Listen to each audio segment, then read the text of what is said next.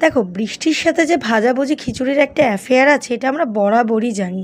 বাইরে একটু বৃষ্টি পড়তেই আমাদের মনে হয় পেটে আমরা একটু ভাজাভুজি মানে তেলে ভাজা চপ, বেগুনি, পেঁয়াজি এগুলো দিই। মাকে বলেছিলাম পেঁয়াজি বানাতে, কিন্তু আমার মা ওই যে কুড়ে বানালোই না তো বানালোই না। তাই আর কী করবো, আমি বাইরে খেতে গেলাম ফিশ ফ্রাই। মাছে দেখেছো পুরো ঠাসা ফিশ ফ্রাইটা, চুমু খেতে ছিল পুরো। তারপর বাড়িতে এসে দেখি তো সোনায় সোহাগা, মানে মা রান্না করেছে খিচুড়ি, বাইরে বৃষ্টি আর ভেতরে হচ্ছে খিচুড়ি খাচ্ছি। এরপর আর কি লাগে। তারপর মাও গরম গরম বেড়ে দিল খিচুড়ি, আলু ভাজা আর পাঁপড় ভাজা।